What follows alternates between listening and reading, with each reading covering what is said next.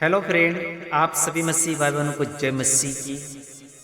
आज हम पढ़ने जा रहे हैं मरकुस रचित सुसमाचार एक अध्याय। हेडिंग लाइन में लिखा है यूहन्ना बपतिस्मा देने वाले का प्रचार। पहला वचन में है परमेश्वर के पुत्र यीशु मसीह के सुसमाचार का आरंभ। जैसा यशायाह भविष्यवक्ता की पुस्तक में लिखा है, देख मैं अपने दूत को तेरे आगे भेजता हूँ जो तेरे लिए मार्ग सुधारेगा। जंगल में एक पुकारने वाले का शब्द सुनाई दे रहा है कि प्रभु का मार्ग तैयार करो और उसकी सड़कें सीधी करो। यूहन्ना आया जो जंगल में बपतिस्मा देता और पापों की क्षमा के लिए मन फिराव के बपतिस्मा का प्रचार करता था। सारे यहूदिया प्रदेश के और यरूशलेम के सब रहने वाले निकलकर उसके पास गए और अपने पापों को मानकर यरदन नदी में उससे बपतिस्मा लिया। यूहन्ना ऊँट के रोम का वस्त्र पहने और अपनी कमर में चमड़े का कटिबंध बांधे रहता था तथा टिड्डियां और वन मधु खाया करता था और यह प्रचार करता था, मेरे बाद वह आने वाला है जो मुझसे शक्तिवान है, मैं इस योग नहीं कि झुककर उसके जूते का बंद खोलूं। मैंने तो तुम्हें जल से बपतिस्मा दिया है, पर वे तुम्हें पवित्र आत्मा से बपतिस्मा देगा। यीशु का बपतिस्मा और परीक्षा। उन दिनों में यीशु गलील के नासरत से आकर यरदन में यूहन्ना से बपतिस्मा लिया और जब वह जल से निकलकर ऊपर आया तो तुरंत उसने आकाश को खोलते और आत्मा को कबूतर के समान अपने ऊपर उतरते देखा और यह आकाशवाणी हुई, तो मेरा प्रिय पुत्र है, तुझसे मैं प्रसन्न हूं। तब आत्मा ने तुरंत उसको जंगल की ओर भेजा। जंगल में 40 दिन तक शैतान ने उसकी परीक्षा की और वह वन पशुओं के साथ रहा और स्वर्गदूत उसकी सेवा करते रहे। यीशु के सेवा कार्य का आरंभ। यूहन्ना के पकड़वाए जाने के बाद यीशु ने गलील में आकर परमेश्वर के राज का सुसमाचार प्रचार किया और कहा, समय पूरा हुआ और परमेश्वर का राज निकट आ गया, मन फिराओ और सुसमाचार पर विश्वास करो। मच्छुओं को बुलाया जाना। गलील के झील के किनारे जाते हुए उसने शमौन और उसके भाई अंद्रियास को झील में जाल डालते देखा क्योंकि वे मच्छुए थे। यीशु ने उनसे कहा, मेरे पीछे आओ, मैं तुमको मनुष्य के मच्छुए बनाऊंगा। वे तुरंत जालों को छोड़कर उसके पीछे हो लिए। कुछ आगे बढ़कर उसने जब्दी के पुत्र याकूब और उसके भाई यूहन्ना को नाव पर जालों को सुधारते देखा। उसने तुरंत उन्हें बुलाया और वे अपने पिता जब्दी को मजदूर के साथ नाव पर छोड़कर उसके पीछे हो लिए। दुष्ट आत्मा व्यक्ति को चंगा करना। तब वे कफरनहूम में आए और वह तुरंत सबके दिन अर्धनालय में जाकर उपदेश करने लगे और लोग उसके उपदेश से चकित हुए क्योंकि वह उन्हें शास्त्रियों के समान नहीं परंतु अधिकारी के समान उपदेश देता था। उसी समय उनके अर्धनालय में एक मनुष्य था जिसमें एक अशुद्ध आत्मा थी। उसने चिल्लाकर कहा, हे यीशु नासरी, हमें तुझसे क्या काम? क्या तू हमें नष्ट करने आया है? मैं तुझे जानता हूं तू कौन है, परमेश्वर का पवित्र जन। यीशु ने उसे डांट कर कहा, चुप रह और उसमें से निकल जा। तब अशुद्ध आत्मा उसको मरोड़कर और बड़े शब्द से चिल्लाकर उसमें से निकल गई। इस पर सब लोग आश्चर्य करते हुए आपस में वाद विवाद करने लगे, यह क्या बात है? यह तो कोई नया उपदेश है। वह अधिकार के साथ अशुद्ध आत्माओं को भी आज्ञा देता है और वो उसकी आज्ञा मानती है। और उसका नाम तुरंत गलील के आसपास के सारे प्रदेश में फैल गया। बहुत से बीमारों को चंगा करना। वह तुरंत अर्धनालय में से निकलकर याकूब और याकूब के साथ शमौन और अंद्रियास के घर आया। शमौन की सास जबर से पीड़ित थी और उन्होंने तुरंत उसके विषय में उससे कहा। तब उसने पास आकर उसका हाथ पकड़ के उसे उठाया और उसका जबर उतर गया और वह उनकी सेवा टहल करने लगी।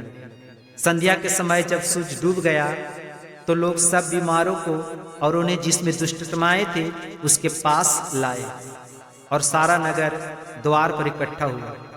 उसने बहुतों को नाना प्रकार की बीमारियों से दुखी थे चंगा किया। बहुत से दुष्टतमाओं को निकाला और दुष्टतमाओं को बोलने न दिया, क्योंकि उसे पहचानती थी। एकांत में यीशु का प्रार्थना करना। भोर का दिन निकलने से बहुत पहले वह उठकर निकला और एक जंगली स्थान में गया और वहां प्रार्थना करने लगा। तब शमौन और उसके साथी उसकी खोज में गए।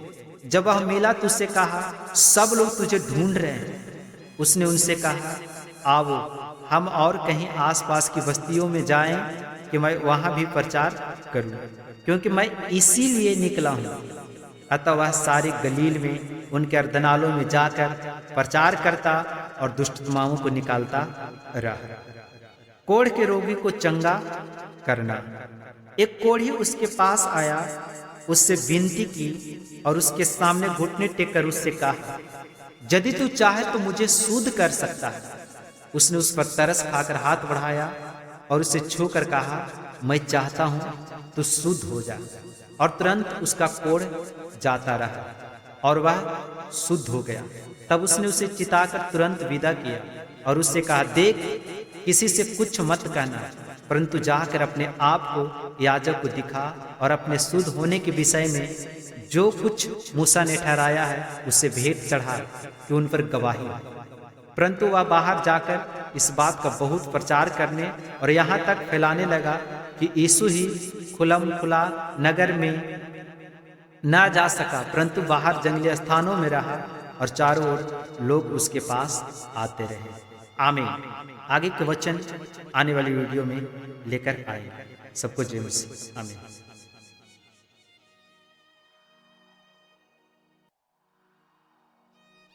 हेलो फ्रेंड, आप सभी मसीह भाई बहनों को जय मसीह की।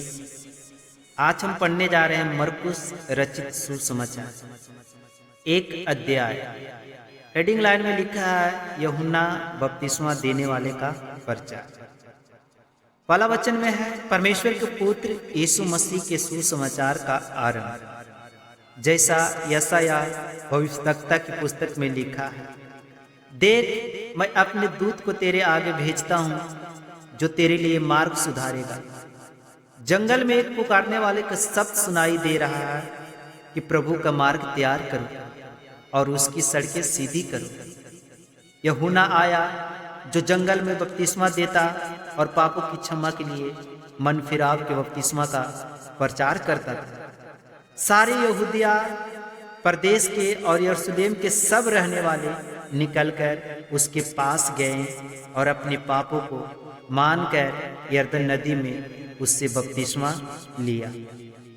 यूहन्ना ऊँट के रोम का वस्त्र पहने और अपनी कमर में चमड़े का कटिबंध बांधे रहता था तथा टिड्डियां और वन मधु खाया करता था और यह प्रचार करता था, मेरे बाद वह आने वाला है जो मुझसे शक्तिवान है।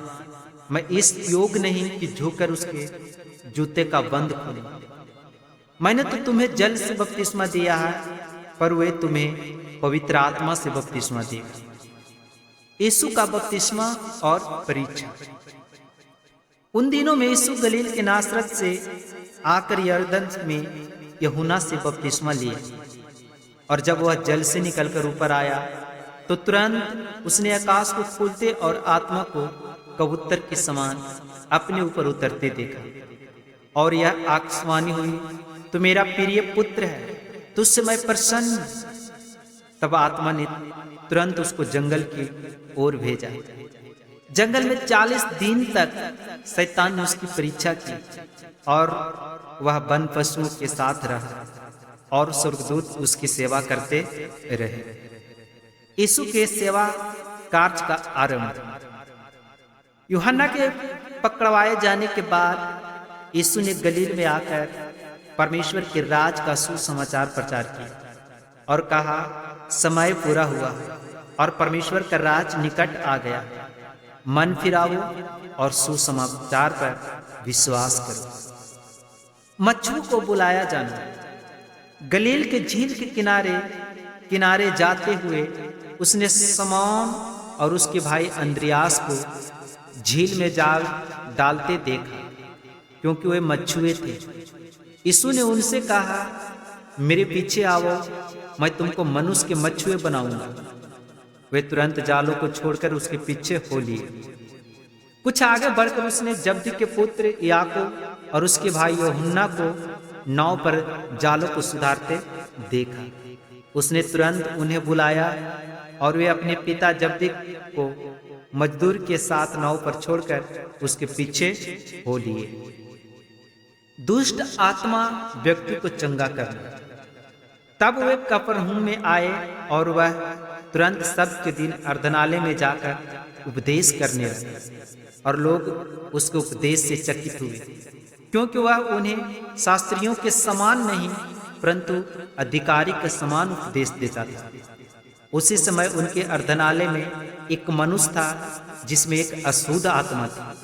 उसने चिल्लाकर कहा, हे यीशु नासरी, हमें तुझसे क्या काम? क्या तू हमें नष्ट करने आया है? मैं तुझे जानता हूं तू कौन है, परमेश्वर का पवित्र जन।